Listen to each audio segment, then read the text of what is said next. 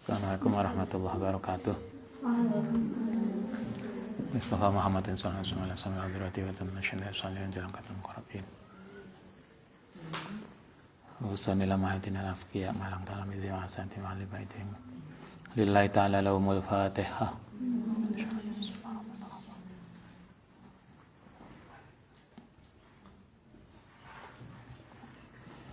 Bismillahirrahmanirrahim. Alhamdulillah kita bisa ketemu lagi, bisa ngaji lagi setelah berapa hari kita libur? Ada 7 hari ya, 1 minggu kita libur. Pertama Ustadz sampaikan terima kasih untuk para santri juga yang santri online yang telah mendoakan Abah yang wafat kemarin. Kami tidak bisa membalas, Allah sendiri yang akan membalas doa semuanya. Semoga kita senantiasa diberikan keimanan Islam. Nanti kalau kemudian kita juga menghadap Allah pada waktunya, kita diberikan husnul khotimah. Baik, kita buka ngaji kita setelah beberapa hari libur karena duka dengan menjawab beberapa pertanyaan. Tadi dari Tante ada 13 pertanyaan. Tante atau admin? Nah, pokoknya yang mencatat, yang mengirimkan, yang merekap pertanyaan ada 13. Semoga bisa tertanggapi pada sesi kali ini. Yang pertama, pertanyaannya begini. Apakah membaca Fatihah, Kulhu, Binas, ada falaknya? Kurang ini. Untuk orang yang kita hibah itu berlaku untuk satu topik hibah atau untuk seluruh hibah seumur hidup. Jadi hibah wis mulai tahun biyen, wis kabeh dosene dirasani, cuma dikirimi Fatihah pisan. Enggak. Jadi kita ngikuti ini kan tip ini diberikan, ini tercatat dalam kitab Minahusaniyah kemarin kita yang ngaji. Ini sebetulnya tip ini adalah tip yang diberikan oleh Kanjeng Nabi ketika salah satu pendiri Thariqat yaitu Thariqat Sadiliyah Abu Hasan As-Sadili itu sedih karena bagaimana cara nebus ghibah. Karena ghibah itu adalah perilaku yang luar biasa dampaknya di dalam perjalanan spiritual seseorang. Di dalam kesedihan itulah diriwayatkan bahwa Imam As-Sadili kemudian ngimpi ketemu Kanjeng Nabi. Nah, itulah kalau orang hebat. Nah, kita sedih ngimpine malah berulo. Nah, beliau sedih kemudian ngimpi ketemu Nabi. Nah, di dalam ketemu Nabi itulah kemudian beliau didawi Nabi, dikasih tip oleh Nabi bahwa kalau kita ngerasani, kita ghibah itu bahasa Indonesia apa ya? Gosip. Padahal gosip itu acara TV. Itu acara TV yang luar biasa. Kan yang ratingnya tinggi toh, gosip itu. Nah, ghibah yang kita ngerasani orang, kalau Jawa nih, itu diharapkan ghibah itu kita harus minta maaf. Tip ini kan diberikan ketika kita tidak memungkinkan untuk minta maaf. Ki ghibahi dosene. Padahal beliau itu dosen pembimbing. Bolak-balik ketemu angel, akhir dirasani. Kita mau minta maaf itu kok yo gak wani, yo sungkan, yo semacam-macam. Nah, ketika kita tidak memungkinkan untuk meminta maaf, maka kemudian Nabi mengatakan tipnya adalah bacalah surat Fatihah, surat Ikhlas, surat Falak, dan Nas. Jadi ada 4. Dibaca masing-masing 7 kali. Kemudian dengan niat pahalanya diberikan kepada orang yang kita ghibahi. Karena itu ghibah, maca kulhu, Fatihah, Binas, Falak itu kita untuk masing-masing kasus, bukan untuk umur hidup. Gak kaya kalau kita lebaran, ya apa mbak, kosong-kosong ya. Nggak cukup begitu.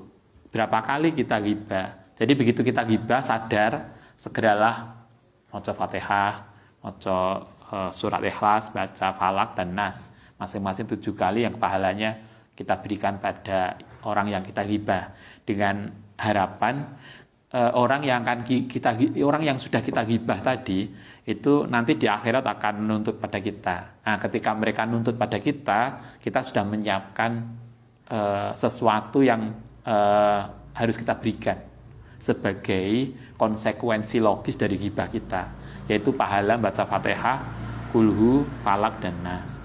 Jadi karena itu ghibah ini berlaku untuk 1 kali topik ghibah. Pada sehari itu ghibah berapa topik gitu. Bukan untuk seumur hidup. Oke, jadi jelas ya, untuk 1 kali sadar kita segeralah kirim Fatihah kepada yang kita ghibahi. Itu 1. Yang kedua, pertanyaan kedua, apa yang disebut dengan penyakit ain? Bagaimana penyebab dan penangkalnya? Ain itu mata. Penyakit ain berarti penyakit mata. Ain itu kan mata toh, ainun mata, penyakit ain berarti penyakit mata. Ini istilah sebetulnya. Penyakit ain itu adalah penyakit yang terkait dengan persoalan hati, yang awal masuknya lewat mata. Bisa dengki, bisa dengki itu apa? Hasad, dengki. Bisa dengki, bisa sombong, bisa ujub bahasa Arab, bukan ujubnya malam. Jadi kita ndelok wong terus kemudian merasa iki apa to wong kok. Kita ngeremehne wong, meremehkan orang lain. Jadi ini sebetulnya penyakit ain itu istilah yang muncul, tapi sebetulnya bukan penyakit mata loh ya, tapi lebih karena penyakit hati. Orang yang punya penyakit hati ketika melihat yang munculnya setelah kita melihat orang lain. Kita merasa IP-nya lebih tinggi, kemudian delok wong yang IP-nya di bawahnya, karena semester kemarin kita IP-nya 4,0, bahkan 4,01.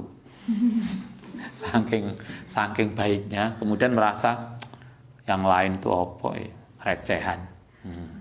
Kita merasa kita hebat, kemudian meremehkan orang lain, tahkir. Itu penyakit ain, penyakit meremehkan orang, atau hasud, dengki pada orang.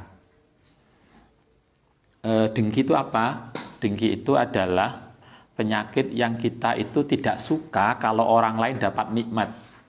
Kemudian kita berpikir agar nikmat yang diterima orang lain itu hilang. Anek tonggone, tetangga kita beli mobil, kita nggak suka, muko-muko nang mobilnya nabrak. Enak toh? Sinetron paling enggak.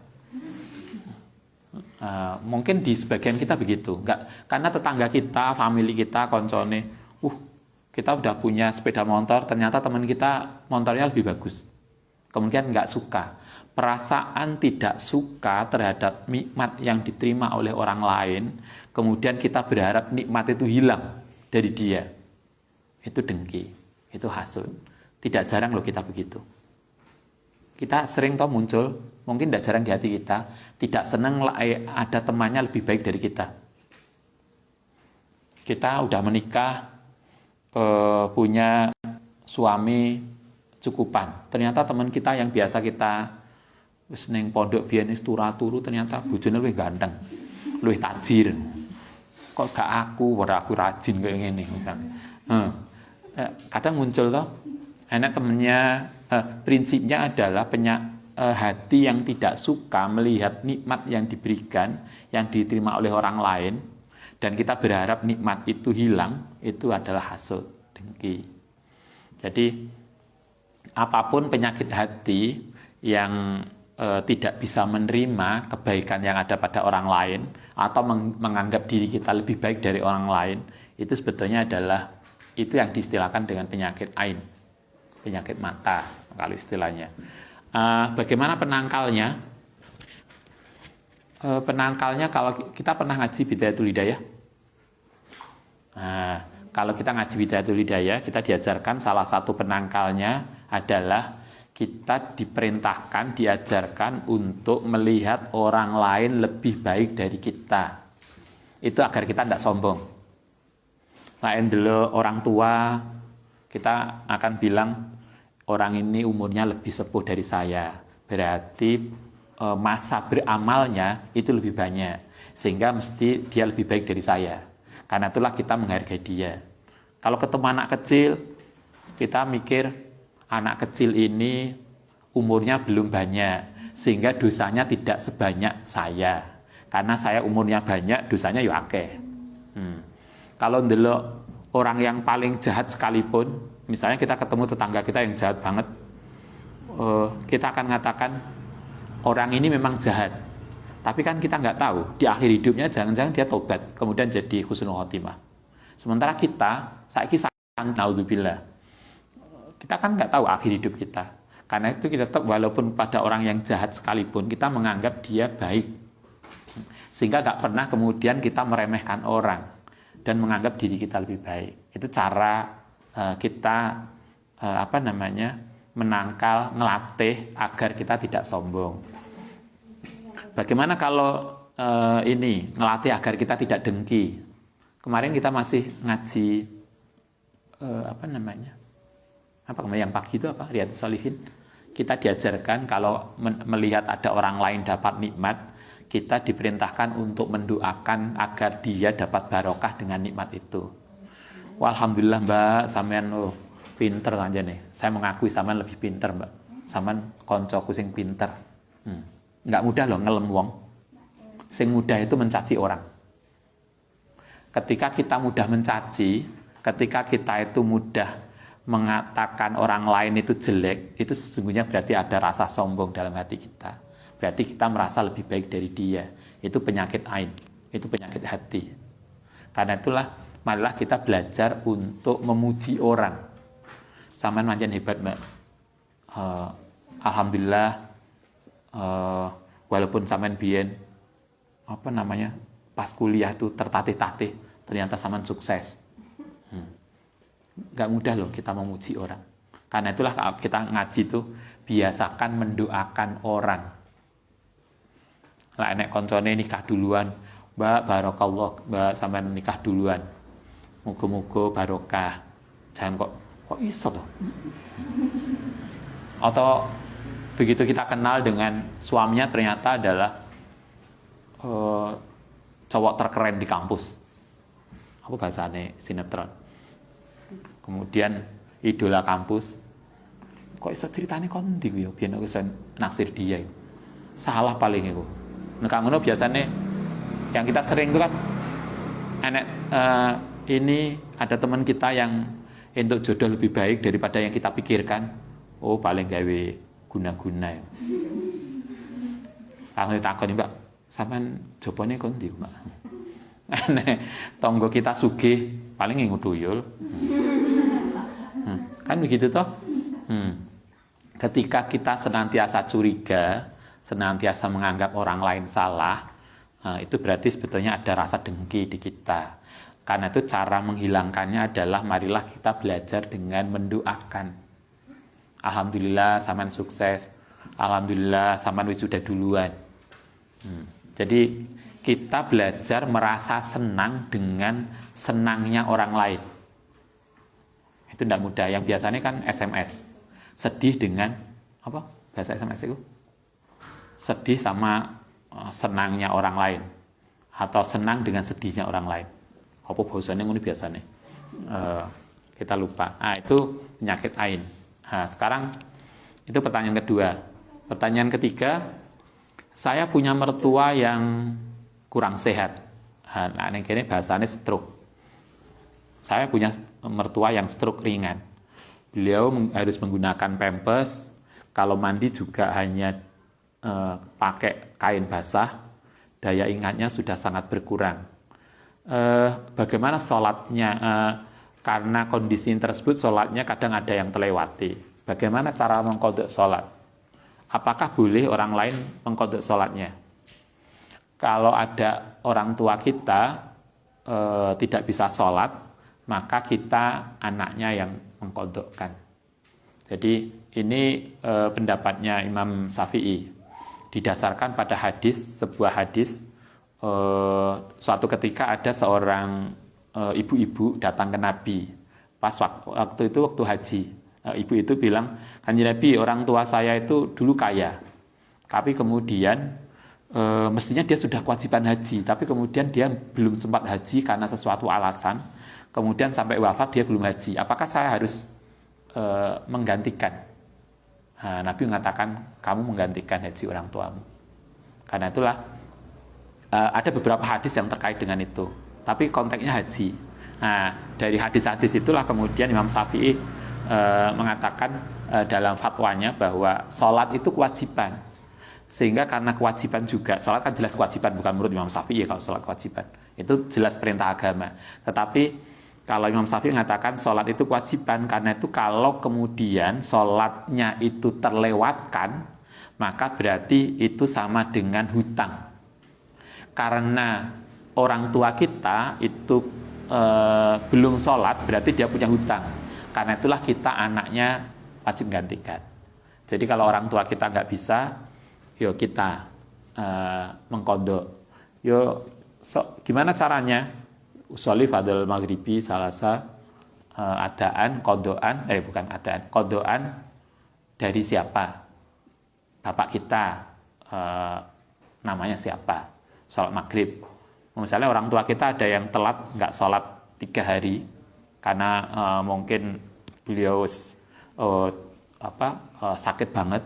Nah, maka kita dihitung. Karena itu kalau kita punya orang tua yang sepuh, dihitung. Abah kita itu, umi kita itu sudah nggak sholat berapa hari.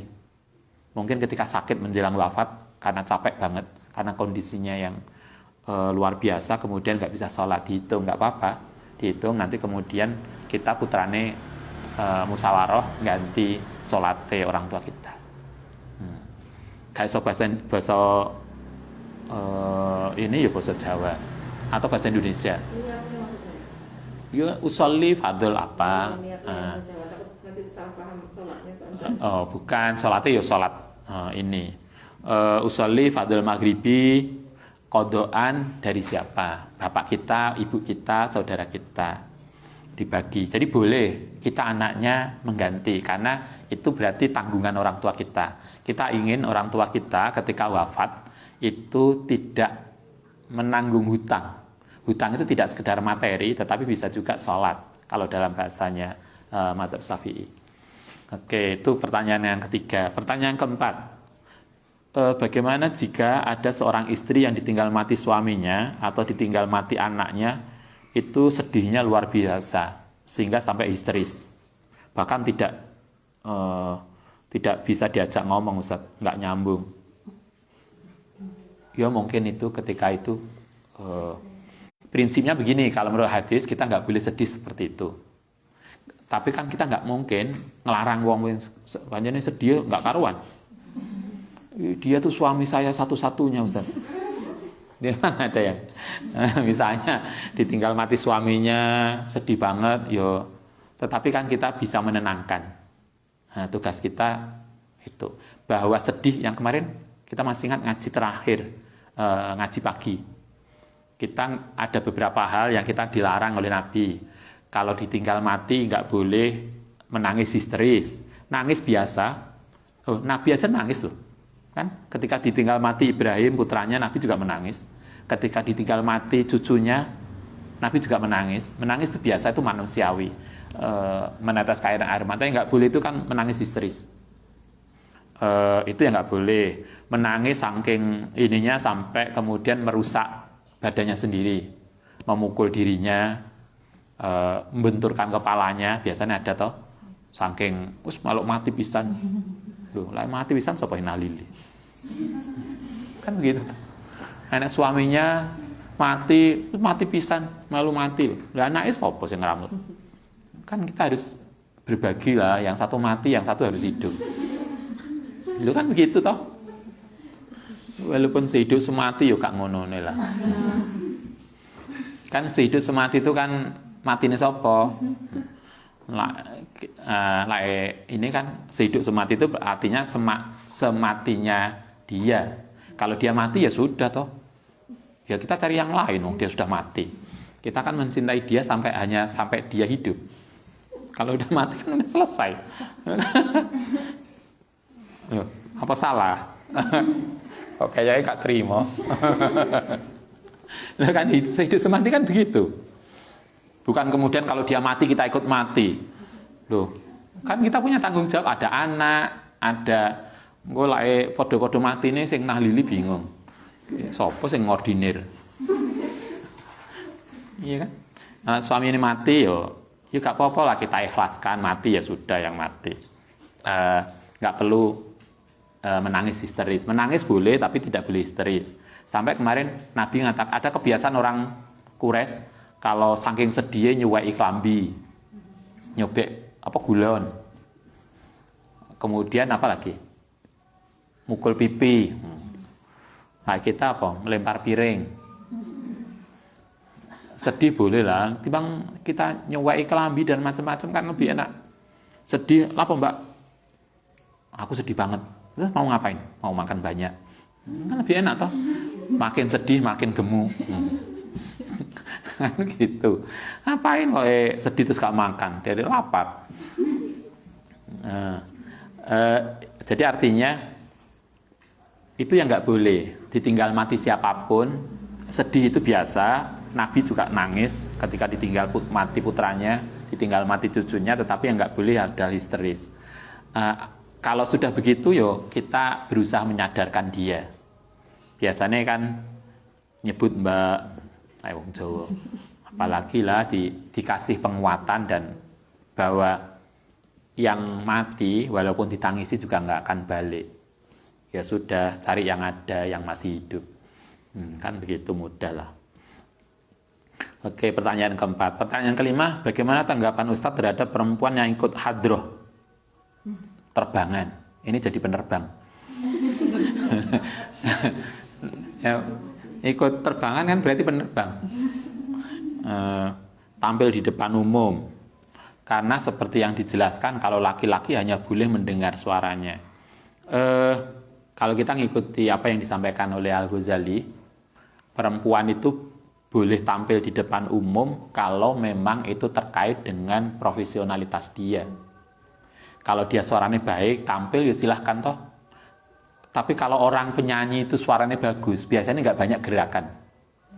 Orang yang penyanyi yang gerakannya macam-macam, biasanya karena suaranya nggak bagus. Kan begitu toh. Anda bisa lihatlah penyanyi-penyanyi yang suaranya enak itu kan biasa aja, karena dia mengandalkan suaranya udah bagus, nggak perlu dibantu yang lain. Penyanyi luar negeri banyak, penyanyi Indonesia yang bagus-bagus, kan nggak banyak gerakannya. Dia biasa aja, duduk manis di kursi, nyanyi, kita menikmati. Tapi karena suaranya nggak bagus, terus direwangi tambahi semacam. Jadi artinya kalau dia ikut rebana menjadi apa? Yang membawa vokal, ya nggak apa-apa, asalkan kemudian tidak ada gerakan yang memancing sesuatu yang nggak baik. Banyak penyanyi muda yang pakai kerudung brukut, maca selawatnya hanya dengan duduk saja. Kan ya nggak apa-apa. Kita tuh kan mendengarkan musik, yang kita dengarkan itu kan musiknya, pakai telinga, bukan melihat orangnya. Yang penting kan vokalnya. Kalau memang vokalnya bagus. Nah, yang dilarang itu kan kita itu ngrungokno musik apa ndelok vokalis loh. Anda ini menyanyi apa joget? Itu kan dua hal yang berbeda. Jadi perempuan yang ikut hadroh jadi penerbang macam-macam itu ya silakan aja. Tetapi dijaga auratnya, dijaga gerakan-gerakannya. Karena orang tetap bisa nyanyi, tetap bisa maca selawat dengan duduk manis, dengan tanpa gerakan apapun. Contohnya udah banyak. Kalau Ustaz mengatakan semakin baik suara seseorang, dia tidak butuh lagi gerakan. Bahkan semakin baik biasanya dia tidak butuh musik, karena suaranya itu sudah lebih merdu daripada musiknya. Anda lihat tokoh-tokoh penyanyi-penyanyi yang luar biasa itu kan musiknya nggak banyak. Kita tuh wis direwangi joget wis gak karu-karuan. Kadang mikir iki kok iso nih jogete kaya semacam-macam lah. Urung musiknya sing gak jelas. Apa swara kambing, swara mlebu kabeh to saiki. Apa sing maneh danduk, apa sing koplo-koplo itu wis gak karu-karuan. Itu kan sebetulnya kan menunjukkan karena vokalnya nggak bagus. Lagian kadang itu sairnya ke apa? Sairnya telung baris, bulan baleni sampai melengger kita itu ki lagu apa tuh kijane iki. Enggak jelas apa yang mau disampaikan. Oke, itu yang kelima. Kemudian yang pertanyaan keenam. Apakah masih dianggap menutup aurat bagi perempuan yang berhijab tapi masih terlihat rambutnya? Yo kalau kelihatan rambutnya kan enggak berhijab. Wong sik ketok. Nah, kita kembali ke ngaji habis maghrib kemarin aurat perempuan ketika sholat, di luar sholat, dan di dalam pekerjaan. Nanti bisa dilihat lagi pada kajian kita beberapa hari kemarin yang disampaikan oleh Said Maliki. Ketika perempuan itu sholat, maka semua tubuhnya harus tertutup. Kecuali muka dan tapak tangan, kaki harus tertutup. Tapi sholatnya tidak nutup aurat itu tidak harus pakai mukena loh ya. Tapi itu lebih bagus kalau Imam Said Nawawi, Said Maliki, sholat dengan pakaian khusus yang disiapkan untuk sholat itu lebih bagus. Tidak hanya perempuan, laki-laki juga sama. Sehingga kan kalau misalnya sholat pakai kita pakai sarung, pakai baju yang baik, itu lebih bagus. Tetapi boleh tidak harus begitu. Sehingga kemarin Said Maliki mengatakan, kalau misalnya ada seorang perempuan pekerja, maka boleh sholat dengan menggunakan baju dinas. Enak toh sing pak. Saya lihat ada perempuan-perempuan bagus, saya nggak tahu, saya lupa itu kerja di apa.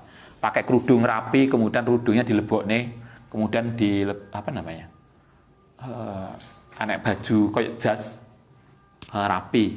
Nah, kalau kemudian Anda pakai itu kan udah selesai. Ini sampai segini, rapat, kemudian kaos kakian, udah selesai. Maka boleh pakai sholat dengan baju dinas Anda selama itu nutup aurat. Jadi tidak harus pakai mukena.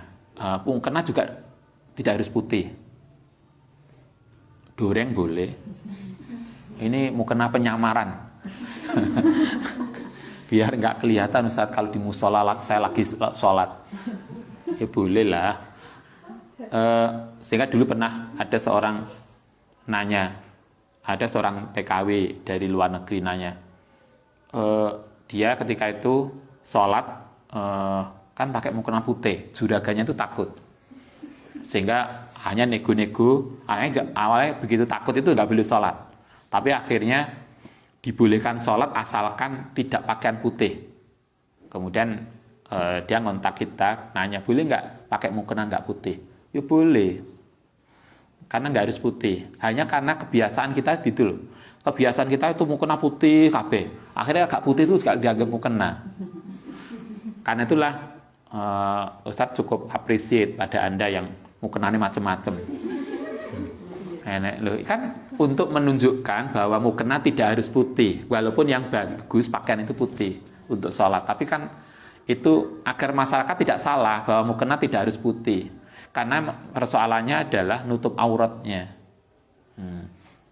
Nutup aurat tidak tipis gitu kan yang penting itu. Nah, karena itu kalau kita berkerudung, hendaknya kalau kita sholat semua harus tertutup. Kalau pas gak sholat, yo kalau kerudungan jangan kemudian rambutnya tok atau kerudungnya terlalu kecil sehingga rambutnya kelihatan yang belakang. Mungkin rambutnya terlalu panjang, rambutnya sampai dawa banget, kemudian yang kerudungin dure tok kan. Dure. Mungkin begitu. Nah, hendaknya tidak begitu. Ditatalah yang rapi, kemudian pakaiannya menutup semuanya. Oke, keenam. Jadi artinya kalau pakai kerudung, kalau Anda yang perempuan pakai kerudung, tolong ditutup semuanya. Kemudian yang ketujuh pertanyaannya, kategori takdir yang bisa dirubah ini ku napa Ustaz? Kalau kita belajar teologi, belajar di dalam teologi Islam, takdir itu ada dua. Ada yang diistilahkan dengan takdir mubrom, dan ada yang diistilahkan dengan takdir mu'allaq. Takdir mubrom itu adalah takdir mutlak yang tidak berubah. Contohnya bahwa semua yang hidup mesti mati, maka semua pasti mati. Itu tidak bisa dirubah. Bahwa kita oleh Allah ditakdirkan semua punya pasangan, itu jelas takdirnya. Tetapi ada juga takdir mu'allaq, takdir yang terkait dengan amal kita.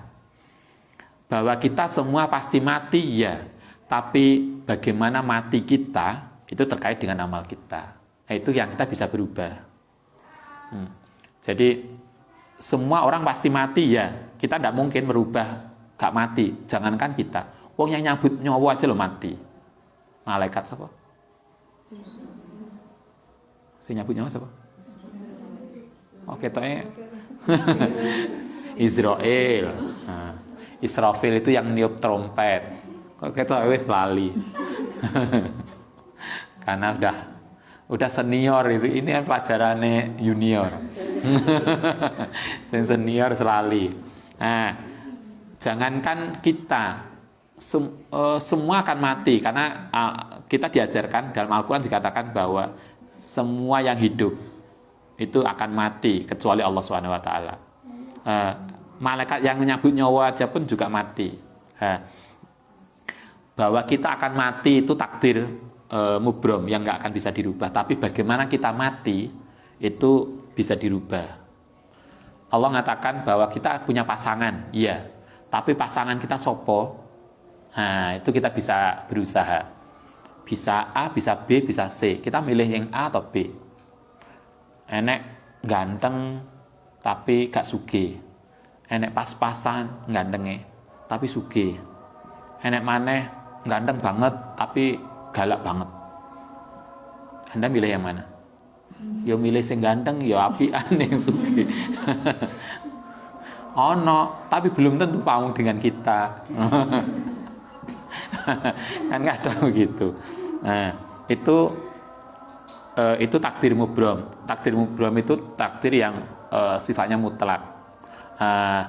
Yang mu'allaq itu adalah takdir yang terkait dengan perbuatan kita. Bahwa kita akan dikasih rezeki, ya. Itu kan ada tuh Qur'annya, siapapun dijamin rezekinya, ya. Tetapi bagaimana rezeki itu datang, itu terkait dengan usaha kita. Karena itulah kalau di dalam Al-Quran dikatakan orang itu siapapun akan dijamin rezekinya asalkan dia mau bergerak. Apa Quran ayatnya? Ayatnya apa? Nah, nanti digolek ayatnya. Tapi yang disyarat di ayat itu dikatakan kan dia harus bergerak. Sehingga kalau kita diem turut tok, rezeki nggak datang. Nah, itu kan terkait dengan kita. Jadi takdir yang bisa dirubah itu terkait dengan perilaku kita, itu bisa berubah. Karena itulah kemudian kita bisa memahami ketika Al-Quran mengatakan la yughayyiru biqaumin. Itu hal-hal yang terkait dengan perilaku kita itu akan berubah. Oke, itu yang ketujuh. Kemudian yang kedelapan,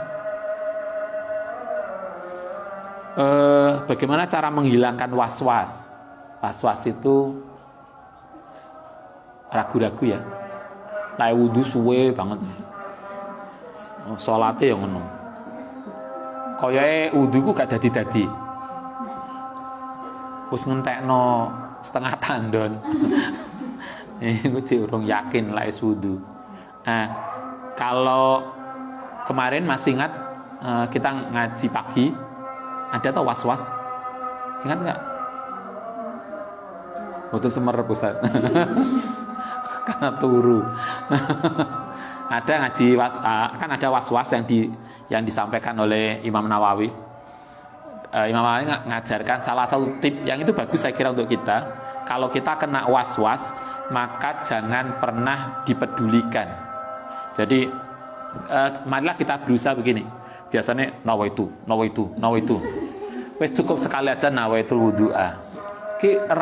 Hati kita tetap nggak yakin, nggak usah dipedulikan. Itu caranya begitulah Imam Nawawi kemarin kan gitu. Usolli. Mah mau ngenteni sampai lungguh dhisik. Bolak-balik usolli. Wes gak usah. Kalau dalam diri kita begitu sekali Allahu Akbar, usolli fardhu isya'i, Allahu Akbar. Walaupun hati kita ngatakan iki mau urung mari, nggak usah dipedulikan. Ini udah jadi. Gitu. Itulah tipnya cara menghilangkan was-was. Itu yang disampaikan oleh kemarin ngaji pagi Riyadhus Shalihin. Al-Adhkar Nawawi.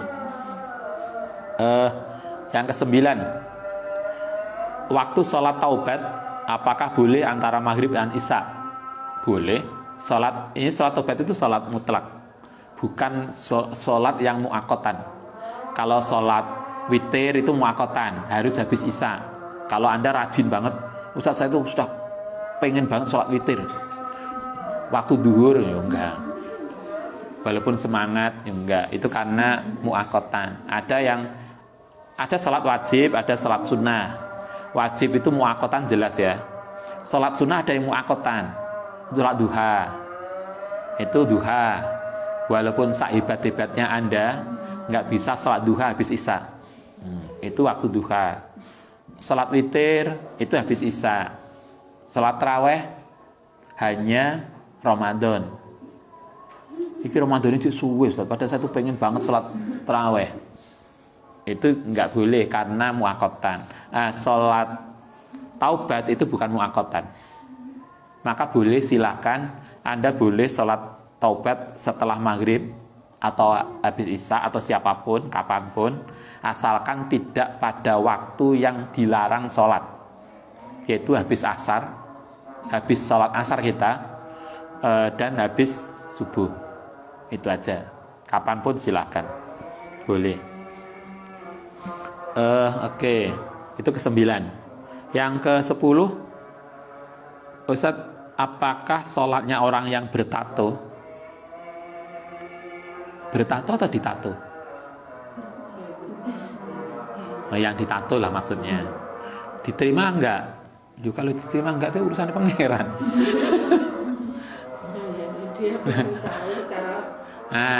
Kalau secara syariat tidak ada larangan. Yang penting kalau menurut fikih, sepanjang kita itu nutup aurat, memenuhi syarat rukunnya selesai, itu sah. Jadi kalau terkait dengan anggota wudhu itu nanti kan persoalannya dengan wudhunya. Kalau pertanyaannya kan begini, kira-kira dengan ditato itu air masuk ke bagian, kalau misalnya ditato lengan kene, digambari kembang melati misalnya toh, anggota wudhu, ada tatonya. Sekarang pertanyaannya, di anggota wudhu yang ditato itu tatonya menghalangi masuknya air ke kulit enggak? Kan begitu. Kalau menghalangi berarti tatonya harus dihilangkan. Kalau tidak berarti ya enggak apa-apa. Jadi kan itu persoalannya begitu. Kalau tidak menghalangi berarti wudhunya sah. Kalau wudhunya sah, kemudian nanti ketika sholat itu sesuai dengan syarat rukunnya, berarti nggak apa-apa. Karena tidak ada larangan toh sholat. Artinya orang yang bertato kan tidak dilarang sholat, kan tetap aja kewajiban sholat.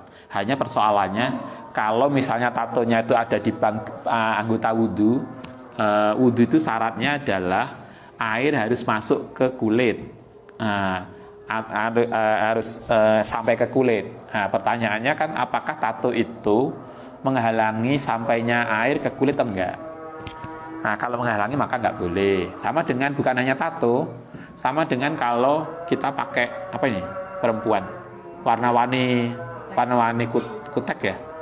warna-warni ini kuku, atau ada lagi yang ngantenan sing tangannya digambari macam-macam itu. Apa namanya? Henna. Nah, kan begitu.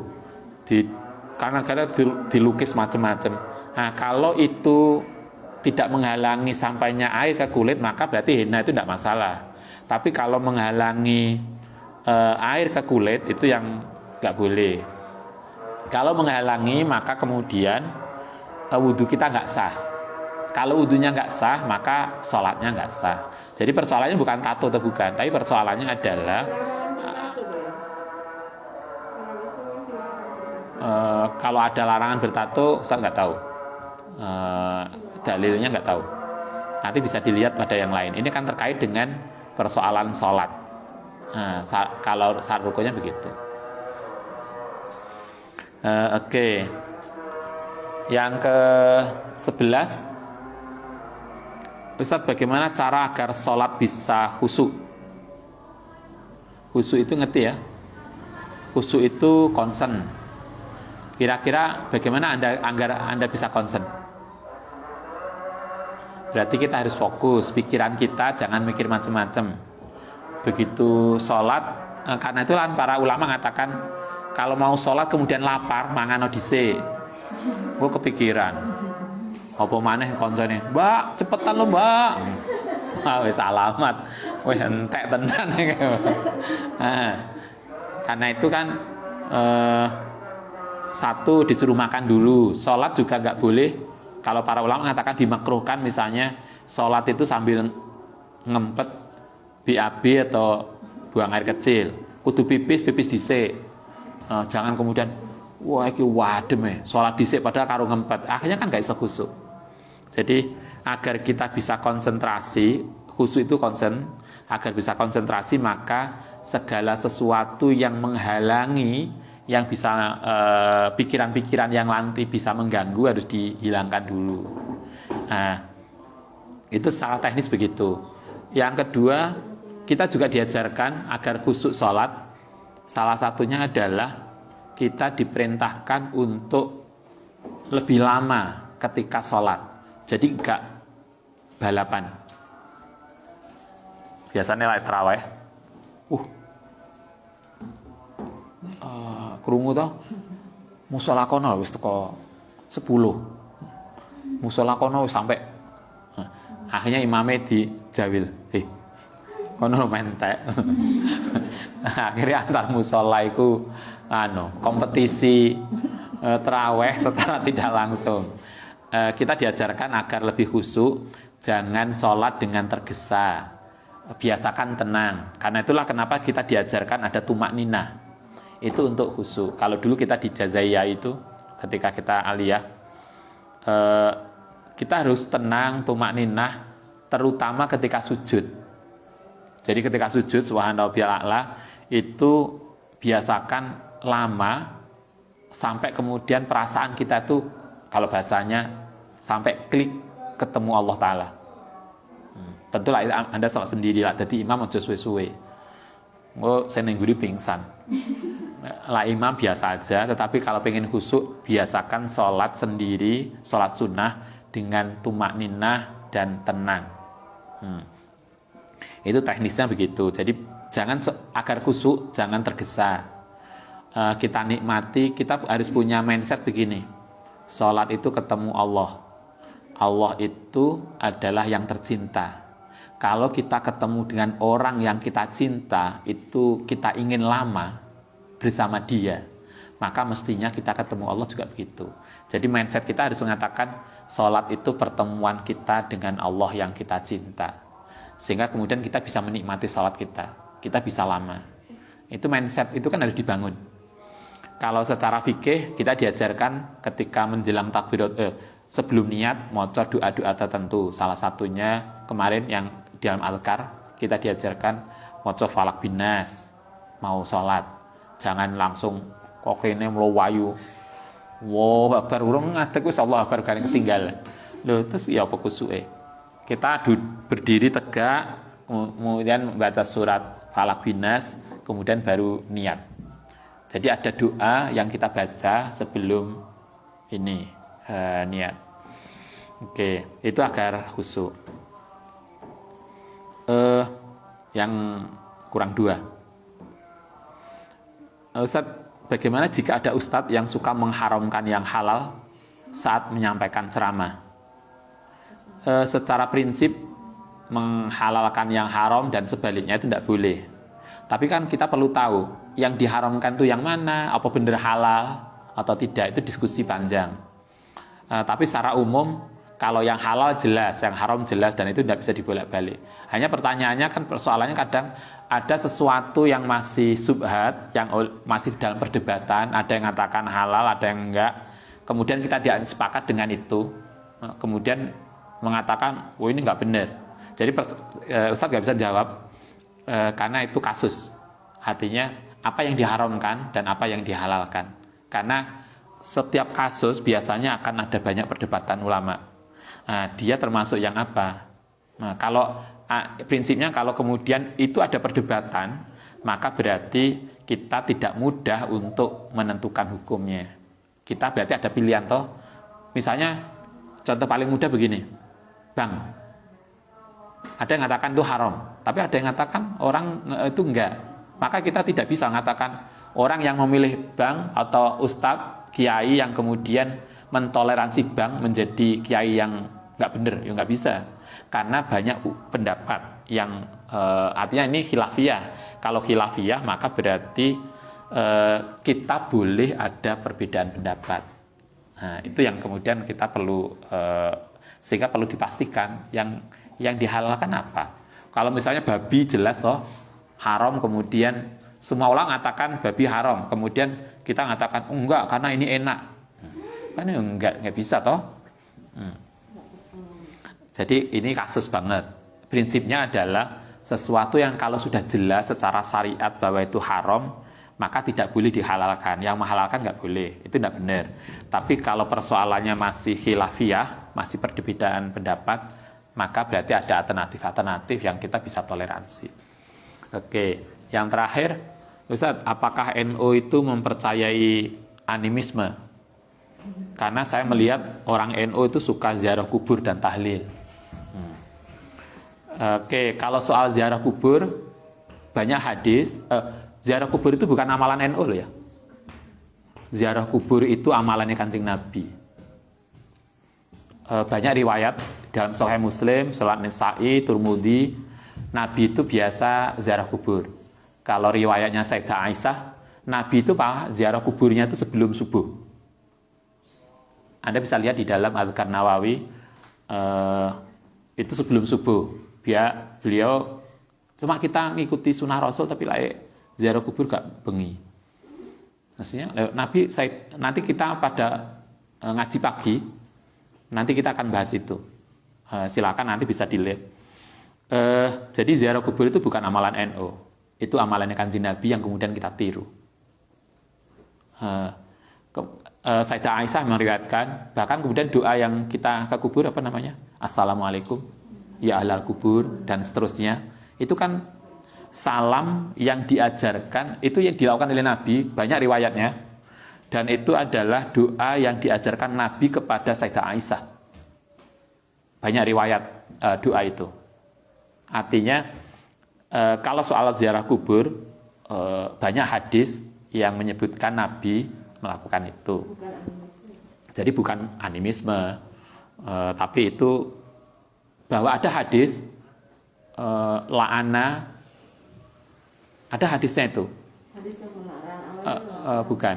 Jadi Nabi itu melaknat orang perempuan yang suka ziarah kubur. Itu ada hadisnya. Tetapi sebetulnya konteksnya kan bukan ziarah kuburnya, tetapi perempuan yang kemudian ziarah kubur, kemudian nangis. Yang dilarang, yang banyak hadisnya kan kita meratapi yang berlebihan. Itulah kenapa kemudian perempuan oleh sebagian ulama tidak boleh ke kuburan ketika jenazah dikebumikan. Karena ada kebiasaan nggak kuat untuk ini. Oke, kalau ziarah kubur, banyak hadis tentang ziarah kubur. Sehingga ini bukan animisme dan ini bukan amalan NU. Ini diajarkan oleh Kanjeng Nabi yang kemudian kita ikuti. Kemudian dan tahlil. Allah. Kenapa? Oh. Tahlil nanti dibawa ke dokter. Kalau tahlil itu difahami sebagai kirim doa, maka jelas ada dasar banyak. Doa, Nabi mengajarkan kita agar kita mendoakan mayit, itu ada jelas. Kalau tahlil itu dianggap maca yasin, banyak hadis yang memerintahkan kita untuk maca yasin untuk orang yang sudah mati. Kalau apa lagi? Artinya kalau tahlil itu difahami sebagai kirim doa ke mayat, ke jenazah, maka itu banyak hadis yang mengajarkan itu. Biasanya problemnya itu sebetulnya bukan di situ. Problemnya tahlil itu kenapa harus 3 hari, 7 hari? Kan itu aja toh. Yo kalau hari kan ya terserah aja toh. Ya sama dengan Anda maca Quran hukumnya apa? Sunnah, maca Quran. Bagaimana kalau Anda membiasakan maca Quran habis asar? Boleh nggak? Ya boleh. Terus mana dalilnya? Kan nggak ada. Ya silakan aja. Kan sama dengan begitu. Artinya 3 hari, 7 hari dan seterusnya, saya kira itu hanya local wisdom. Apa bahasa kita local wisdom ya? Itu kan lokal kita aja toh. Di Timur Tengah gak ono, karena mereka nggak punya local wisdom itu. Artinya ini kan kebijakan masyarakat aja toh, milih waktu-waktu tertentu silakan. Sama dengan itu tadi, maca Quran itu sunnah. Saya suka maca Quran habis asar. Boleh nggak? Ya boleh. Kalau kita akan dalil, ya nggak ada dalil. Karena ya secara umum kita itu hak kita untuk milih waktunya. Terserah kita. Tapi yang penting kan maca Quran itu jelas sunnah hukumnya. Kita kirim doa ke ahli kubur, banyak hadisnya. Hanya kemudian sudah dikemas dengan bacaan yang teratur. Ya, kan itu aja. Sama dengan kita wiridan habis sholat. Nabi jelas wiridan. Kemudian wiridannya Nabi kan macam-macam. Kita sudah ngaji Bulughul Maram, kita sudah kan di ngaji sholat kemarin juga toh, dalam azkar doa wiridannya Nabi habis sholat tuh ini. Kemudian kita tidak bisa semua wiridan Nabi kita lakukan. Kemudian sebagian ulama mengemas kita dengan yang paling simpel. Kan gitu aja. Sehingga tanggapan saya begitu. Terkait dengan ziarah kubur, kita tidak bisa mengatakan itu animisme karena itu dicontohkan oleh Nabi. Hadisnya banyak banget. Justru kalau kita itu ikut sunnah Rasul, kita sering tahu mengatakan kita harus kembali Quran dan sunnah dan ikut sunnah Rasul. Ya ziarah kubur aja. Kalau nggak ziarah kubur berarti ya nggak mau ngikutin sunnah Rasul. Karena hadisnya banyak yang Nabi melakukan itu. Nah, soal tahlil, kalau difahami sebagai kirim doa, itu banyak hadisnya. Tapi persoalan kalau hari-hari tertentu, saya kira itu local wisdom aja. Nggak ada dalile. Kenapa harus 3 hari, 7 hari? Saya kira saya nggak tahu, mungkin ada, tetapi saya nggak tahu. Tapi menurut saya itu local wisdom kita, masyarakat kita. Itu di luar Jawa nggak ada ya? Kayak ini luar Jawa juga nggak ada. Kayak kita inilah pon wage kliwon. Kemudian dihitung, itu kan khas Jawa toh. Melayu loh Kak Ono. Nggak ada hitung-hitungan, apalagi orang Arab. Yo nggak punya pohon wage kliwon dihitung. Itu kan lokal wisdom kita. Artinya itu dari budaya kita aja. Saya kira begitu, mohon maaf kalau kemudian nggak sesuai dengan yang diharapkan. Mungkin kita bisa kita lakukan pada sesi yang lain. Al-Fatihah.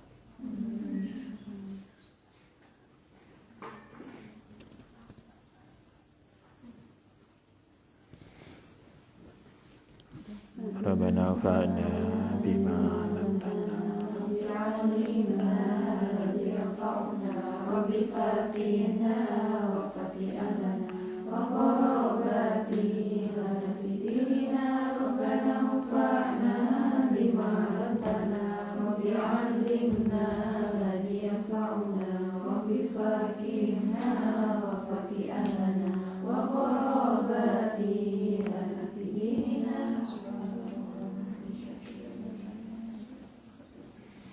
Assalamualaikum warahmatullahi wabarakatuh.